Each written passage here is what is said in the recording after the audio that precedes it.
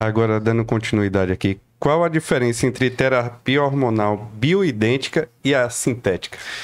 Na verdade, Thompson, esses são termos que hoje meio que se já está entrando em desuso. Por quê? Hoje, por exemplo, você tem a testosterona via gel, que é, de certo modo, uma substância bioidêntica, é igual ao nosso corpo. A gente dá esse termo bioidêntica, aquela que é exatamente igual ao que o nosso corpo produz. E a substância sintética seria algo que mimetiza o hormônio no homem ou na mulher. Exemplo, um anticoncepcional é uma substância sintética. A reposição hormonal, muitas vezes, ela é feita principalmente com a substância bioidêntica. Antigamente se fez um estudo chamado WHI, que foi em 2001, de onde veio toda essa preocupação com a questão de hormônio, que a gente vai falar mais tarde se dá câncer ou não, onde não se usou substâncias bioidênticas, se usou derivados de urina de égua para fazer esse estudo em humanos. E aí viu algumas modificações nos resultados, e aí se chegou a um diagnóstico de reposição hormonal gera câncer. E até hoje a gente tem isso na cabeça, porque foi passado para a maioria da população leiga de que a reposição... Exato, e a gente pode comentar isso mais tarde. Frente, né? Doutor, para quem de fato a reposição hormonal é indicada? Como eu tinha dito, a reposição hormonal ela tem uma indicação formal para indivíduos que já estão numa fase de deficiência hormonal, da senescência, ou seja, você começa a ter seus níveis hormonais em queda associado a alguns sintomas. Não há dúvida de que esse indivíduo ele precisa fazer a reposição. E alguns indivíduos, por exemplo, a reposição ela tem alguma aplicabilidade em outras condições. Exemplo, pacientes que fazem grandes cirurgias ortopédicas, que precisam de reabilitação muscular de uma maneira adequada, pacientes grandes queimados, pacientes que são internados em terapia intensiva, que têm um nível de perda de massa muscular muito grande, pacientes neuropatas, que são sarcopênicos, que têm dificuldade de ganho de peso, todas essas mulheres com menopausa já há muito tempo, que faz uma osteoporose, muitas vezes tem essa aplicabilidade. Porém, na maioria das vezes, a gente tem uma clientela muito mais comum daquele indivíduo que tem 40 anos a mais, que já começou a dar os primeiros sinais, insônia, irritabilidade, ao laboratório com alteração de hormônios, e aí a gente tem essa janela de oportunidade para se iniciar a terapia hormonal. Interessante. Doutor, a busca por estética e performance tem impactado o uso responsável da reposição? É isso que eu ia perguntar, assim, que aí você considera reposição essa galera que quer performance, que atletas, que não sei o quê? Eu acredito que um dos piores problemas que nós temos hoje em separar, né, aqueles indivíduos que precisam da reposição daquelas pessoas que querem fazer por estética e por performance. O nosso Conselho de Medicina, um ou 2 anos atrás, ele proibiu veementemente o uso de reposição hormonal para fins estéticos. Não é vetado ao médico a chance de fazer o acompanhamento desses indivíduos que têm interesse de performance.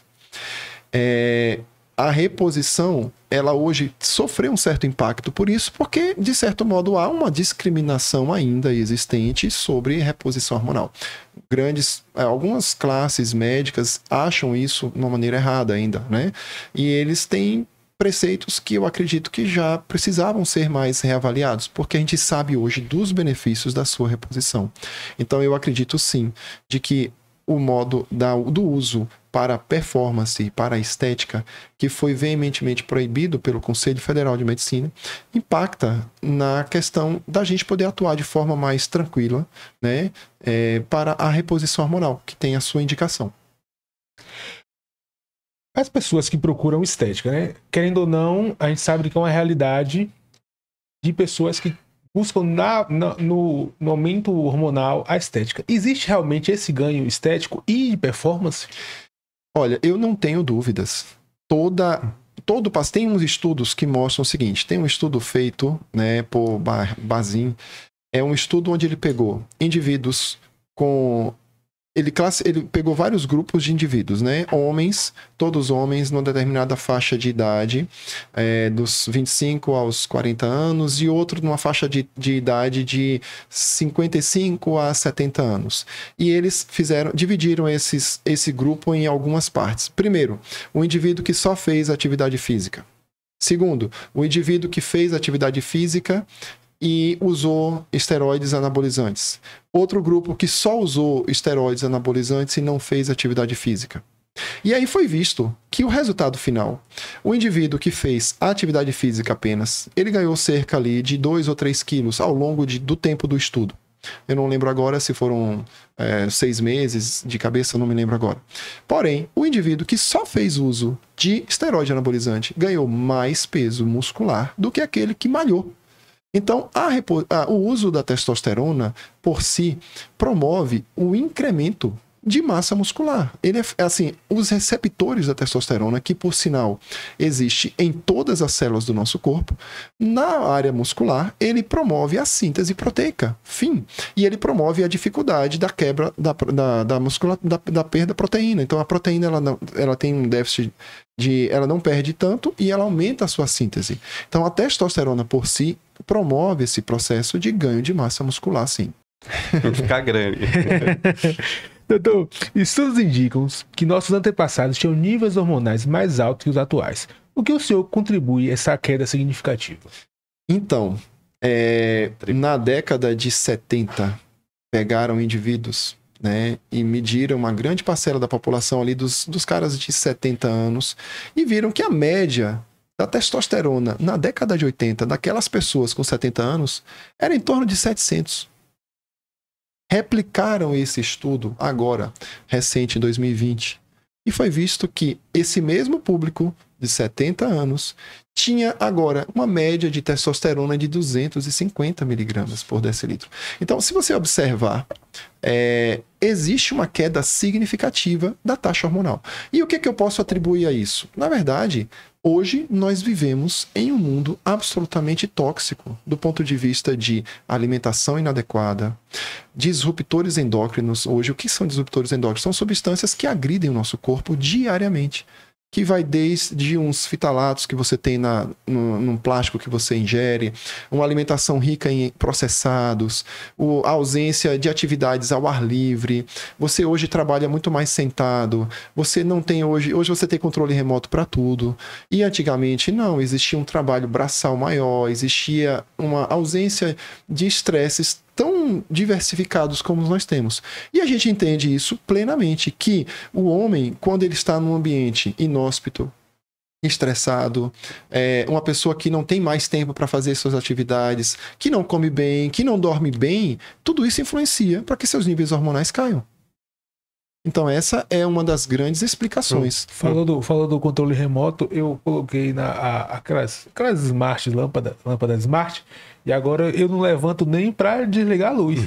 E agora eu falo com a Alexa, ela desliga a luz para mim. Pois é. Situação que a gente chegou, viu? Uma coisa que eu percebi nisso também como ultrassonografista é que eu fico até tentando achar um estudo novo, porque os estudos que eu tenho lá da medida do testículo de volume é tipo de 17 a 20 de volume de testículo.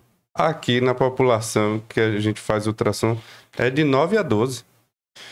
Pois eu falo, será se...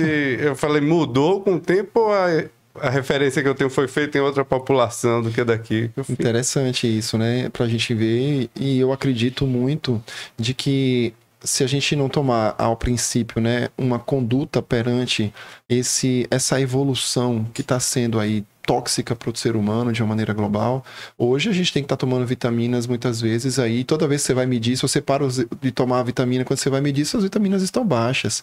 E isso repercute no nosso corpo. A segunda célula que tem mais receptor para tudo no nosso organismo é a célula imunológica.